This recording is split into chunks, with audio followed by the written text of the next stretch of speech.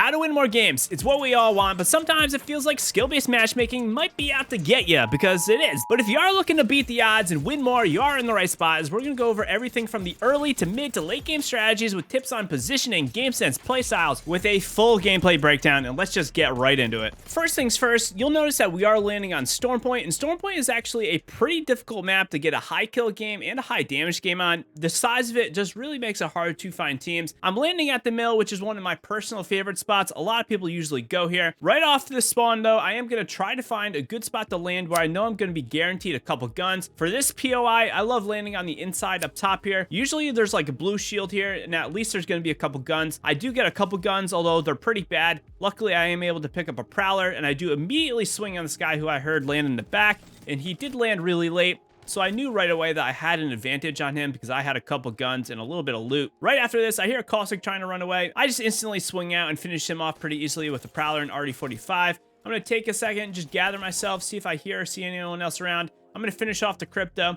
I don't really want to take the Mozambique, but I'm going to drop my empty RE-45 because, you know, you might as well have some sort of gun. One thing that I should not have done right here is finish this Caustic. At the time, I just wanted the extra damage, but wasting the time and energy to finish this guy definitely was something that I should not have done. I should have been looking around for more people that were at this POI, because we did have like 5 or 6 teams landing here. Not to mention my teammate was actively in a fight with someone. Luckily he didn't need help, but this could have been pretty bad if I was just trying to farm damage and he went down. I ended up dropping the Mozambique to get the R99 because I did want 2 close range spray weapons for the immediacy right here. I didn't really want the Mozambique and I didn't really want the Hemlock. I'm just trying to find the enemies at this point. I do hear them over on the right. I'm pinging them. What I'm going to do here is kind of just swing around to the left to see if I can get maybe a little bit more loot so I can be a little bit more prepared. I don't have a lot of ammo right here, so I'm going to quickly check the building. I get really lucky. I find an R301. I'm going to drop the R9 so I can split my ammo types. This way, I'm just going to have the most ammo I can for this early game fight. Normally, I would probably actually take the 301 and the R9, but since I don't have a lot of ammo, I am going to stick with the Prowler. Right after this, I'm pretty much just going to take a couple steps back while my teammates are in the building. By doing this, I'm kind of just creating like an anchor point in case someone wants to swing onto them. I will have a good angle on enemies that are trying to rotate around. I'm going to climb up onto the roof here, try to get an angle again, see if I can find them. One big thing about the mill roofs is simply that anyone can climb up onto the roof, generally without you hearing them. So this is something to be wary of. I get a good spray on the Valkyrie, and I do finish her off with the Prowler. Pretty easy, nothing too big right here. I now know that we have a 3-on-2 at worst, maybe a 3-on-1, so I'm not really too worried anymore. I'm just going to top off my heals. This is something that you should be doing as often in your games. You always want to be as healthy as you can, so healing up is an absolute must. I hear my teammate shooting someone else. He actually breaks a Pathfinder and kills a Pathfinder over on the side. I think at this point, that was just a solo. It wasn't really anyone related to the Valkyrie, although the Valkyrie did end up dying and bleeding out. I actually think she quit. You'll notice there's a Nessie on the ground right here. It's because this was during the April Fool's event. If you were unaware, there was actually a Mozambique that was shooting Nessies out, and it was kind of funny, but they're not really an issue because they don't do much damage. At this point, we actually hear another team. This was a team that actually landed way in the back beyond the mill. So now we know that they're probably pretty healthy, but they might not have the best loot. They looted where we came through, which means there's not much for them there. I'm not overly concerned about fighting them, but still, I don't have a lot of ammo, and I got to play a little bit more reserved here. I see a giant red dome. This basically means that they popped a Revenant ult. I'm going to take a quick second just to try to get some more stuff because I am a little worried that I'm just not going to have enough ammo to really make myself useful. You'll notice this Revenant finally pushes over to me, and I'm just spraying him with the Prowler. He's trying to shoot me with the Nessie gun. I think he was kind of just trolling me at the time. But honestly, his death totem runs out, which was a huge negative on him. He took way too long to push me. If you are a Revenant, you got to go on that totem. You got to push him right away. He just took way too long. Another thing that I'll comment right here is that this guy's swinging out on the left. I'm just going to push him because I know that we have a huge advantage. I actually get this guy down with a good hipfire spray with the Prowler. And then this guy is actually patting on me. He was actually behind me, and my teammate finishes him off. This was all a really easy fight. There wasn't much to this, honestly. If anything that I could have done differently here, maybe not patting on the enemy. If you have an opportunity, you know someone's soloed or you know someone's off on their own and they're very weak, you want to get them down as quick as possible. We were doing a 2-on-1 gunfight with that guy in the open. Very easy opportunity for us to make the squad just be down another player, and we could just have another leg up on the last guy. At this point, I'm just taking a second, figuring out what's left in the mill. I kind of feel like I hear someone, so I am kind of playing a little bit slower. It wouldn't be too unnatural for someone to be coming from Barometer or maybe from Checkpoint. So this is kind of what I'm looking at right now. Maybe even Cenote Cave someone could be coming from. My teammate actually pinged someone, and they're actually inside the building now, which actually works out pretty good for us. We have decent loot. They're inside. There's nothing really in there for them, and we know exactly where they are more or less, so we can have all the positioning while they're just closed off inside the building. At this point, I'm just trying to peek out angles, trying to find them. I hear them above me. I throw an arc star to kind of weed them out, get them to fall around or move around. My teammate gets knocked. My teammate should have flashed his knockdown shield to stop him from getting knocked, but I think he was a little bit upset at that time. I get good shots on this Wraith, and I am able to clean up the Wraith pretty easily here. Nothing too big. If anything, I probably could have had a little bit better aim there, so I didn't take the unnecessary 60 damage, but I got an armor swap anyway. My teammate goes down. I'm just playing a little bit more passive. By not moving right here, this is huge. This guy doesn't know where I am. I'm just standing still. This gives me a little advantage over him. He drops. He kind of has a split-second reaction to find out where I am. I get some good shots on him, and then it's over. While this fight was really not that complex, there's a couple key things to take away from this one. For one, this time I finished the Wraith, and I absolutely needed to finish the Wraith. I only took 60 damage, but by finishing that Wraith, I'm getting a free 100 damage, and I'm also doing it with the intention of armor swapping her. I knew she had a purple armor, so by getting that knock and by getting that kill, I can just quickly get full health again. I don't really have to shield up or sell up. Second to this is that I'm calling my teammate over to the staircase to revive him. I don't want to revive my teammate right in the middle of the room because I do think I hear someone. So by calling my teammate over to the staircase, I just have a little bit better cover. I can be prepared if someone comes from the far end of the room, and I don't really need to worry as much about being caught out in the open. After this, we're just taking a second here. We're already stuck in the ring. There's no harm in just looting up, getting healthy. I want to make sure I have enough healing items to get out of here, and I'm just swapping my guns around to give me really the loadout that I want to have. I am going to end up swapping my Prowler for a car, so I can't just run double light ammo. It's kind of like the R301 and the R99 I was talking about earlier. However, I do prefer the car SMG over the R9 right now. Also, I'm just taking a point here to make sure I have the proper inventory loadout that I like to have. Usually, this is like 2 to 4 batteries, 2 med kits, 4 syringes, as much ammo as I can have, and then also having like 12 to 16 cells, and preferably, I'd carry 1 grenade as well. That's kind of like my perfect loadout or my perfect backpack if I am running like a blue bag. After I'm done looting, after my teammates are done looting, I'm just communicating with them. I'm gonna drop a pad and we're gonna rotate out of here.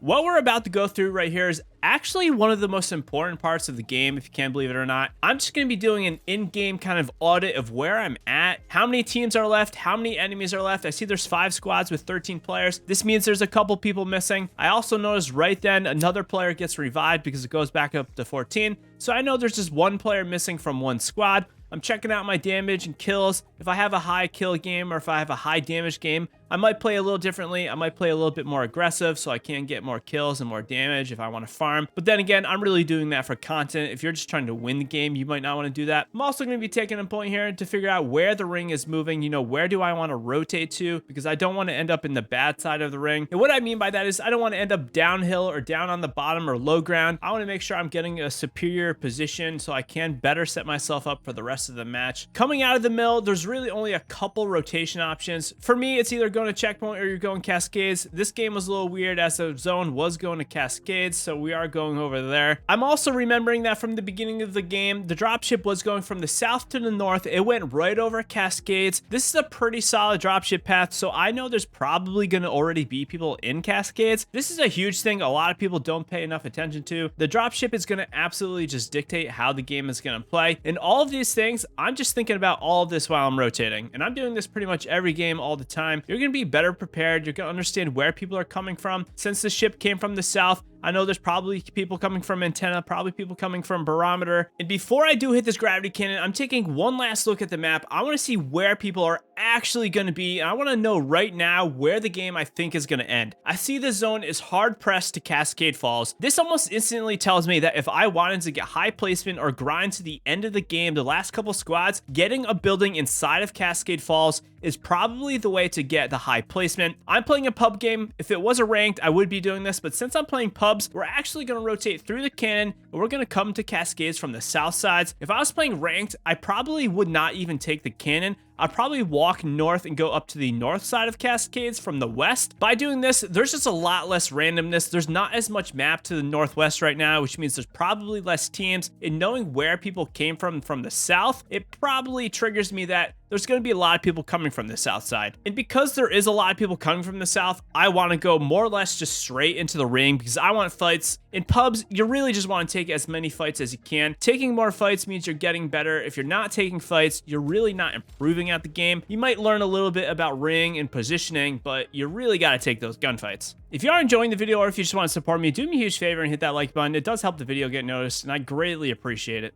Also during this, I'm just asking my teammates, do they need batteries? Do they need shield cells, grenades, ammo, anything that they might need? I want to be communicative with them so I can ping it for them, or I can just drop it if I do have it already because I have excess. At this point, as I start to enter the ring and get more centrally located, I'm starting to hear gunshots. I'm starting to hear fights happening. I hear a fight all the way over to the east, kind of down where Antenna comes from. I'm not going to take this one though because it's a little bit far off. I know if we go that way, we're probably going to have to backtrack off and we could get caught in an uphill battle where there's people camping on the buildings and we have to push them. So I decided to tell my team, let's go into Cascades and fight these people that are already fighting. I hear them fighting on the roof. You'll notice here, I'm actually walking up to the enemies. I don't want them to hear me sprinting into the area. If I am walking up, I'm going to be able to get a surprise on them and they won't really understand what's happening until it's too late. I hear someone shooting and I actually see someone shooting off of this roof of this building. I call my teammates over so we can make a coordinated push with my teammate's Ash ultimate. And by doing this, we're going to absolutely obliterate this Mirage that is on the roof because he's not going to know what happens to him. I'll say I get some mediocre shots, but we're in a 3-on-1. It's no contest. I see fighting happening off in the distance. I'm looking up just to make sure this Gibraltar ultimate isn't coming in onto us. And at this point, I'm just starting to pressure both teams. I want to get some damage and farm up a little bit here. I'm also looking for the Mirage to get the Mirage finish. I don't want him to get up and get revived. And I end up finding him in the building. I quickly finish him off. I just loot him very fast here. I don't really need a lot, but I am seeing if he has like a couple more batteries, maybe some attachments. At this point, I'm also noticing 5 squads, 12 people, and then it drops to 4 and 11. This means, again, there's only one person missing from the lobby, so I know it's pretty healthy teams. It's a duo and then a lot of trios. A thing that I can mention right here is that a care package comes in. This is kind of like a mini POI. It's going to attract a lot of people, and a lot of people are going to go for the weapons in it. I'm able to get one person down because he was coming from the care package, which is more or less a free kill. I then get a really good spray on this crypto at distance with 120, and I'm going to pat onto him so I can't get the knock. This is, again, kind of all about opportunities. I get a big spray on him, so I am going to get a knock on him. Right after I do knock this crypto, I actually hear someone else healing, and I thought it was the guy that I originally downed, but it actually wasn't because when reviewing the footage, the names were different. I just quickly dropped, killed this lifeline. The lifeline was trying to heal in battery, but she was not able to get it off. At this point, I'm going to take the free 100 damage and just finish this crypto off. So we finished the crypto. I'm just analyzing the game. I'm seeing how many people are around. We went from 4 and 11 to 4 and 9. So I know there's a lot of weak squads and we probably have the advantage here. We are a trio. We're fully kitted. I'm seeing that there's one team shooting off in the distance up at the revive beacon. I'm seeing there's another team fighting off over at the buildings. So I know now that this is 2 of the 3 remaining teams. At the same point, I knew there's people fighting off in the east earlier. So I'm saying, let's turn around. Let's see if anyone's going to shoot us in the back. I don't want to throw the game now by getting third-partied or pinched from 2 different squads from 2 different angles because we are in the center of the ring right here, which does put us in kind of a vulnerable spot. So by doing this, I'm just minding my surroundings. You know, you don't want to be oblivious to what is happening around you. Shortly after this, I actually hear a revive go off. So I'm thinking maybe the team from the east just revived someone. I am marking it on the map for my teammates, and I'm stimming to try to get over there as quick as possible. It confirms my suspicions. It went from 4 and 9, I'm thinking, to 4 and 10 because it does show how many people are in the upper right corner now. So we're rotating rapidly to get around. Also, by doing this, we're putting ourselves more towards the edge of the circle, so we're not going to get shot from too many different angles. We see them right here. The Gibraltar was actually peeking us because they probably anticipated us running over. He does a good amount of damage to me. I think if they were 3 players that were fully kitted, they could have pushed me right here and maybe got me. My teammate breaks the Pathfinder, and because of this, I think they're forced to drop back and go backwards. Right after this, someone is going to die. It's actually going to be a solo. So now we are pretty much at 3, 3, and 3. There's 3 full squads left. I'm kind of just standing still on the ridge, listening to the audio, seeing if I can find anyone. I know someone ran over to the building because I did see their legs right at the end. I'm kind of calling out to my teammates here, you know, maybe we should drop right here. Can you drop from the mountain and I'll drop down the middle here? And we're doing a coordinated push right now. I'm just looking around, trying to stay mobile. This is a little bit of a risky thing. If someone was ratting down here, it could have been really bad. We cleared that area, so now we know there's no one behind us underneath, and we're going to push up to the building to get some fights in. I see someone run out. They have gray armor. This pretty much just tells me it was probably the person that just got revived.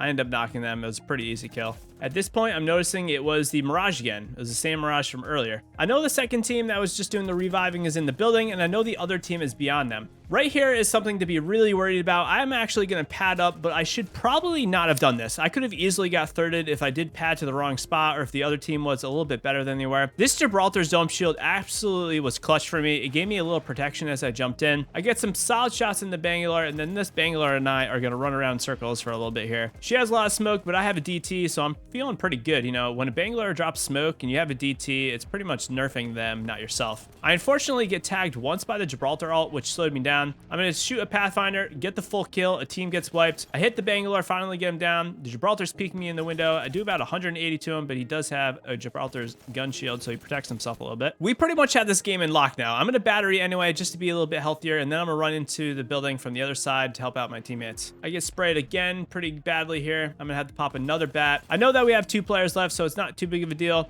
My teammate actually pushes them from the back because they were focused on me on the door. My teammate wipes both of them, and we get the win for the game. The big thing about this entire game is really going to come down to positioning and just taking chances and taking opportunities. You know, it's a pub game. I want to take some fights, so I did buy padding at the end there. But the entire game, we were definitely pressuring people, taking opportunities, winning fights, and we did come out on top in the end of it all. The biggest thing you can do, and what I try to do as much as possible, is play with the same people over and over. If you are looking for people to play with, hop into the community Discord. And if you want to know what it takes to become a Masters, a Predator, or a Pro player, check out this video on screen. And as always, everyone, happy gaming.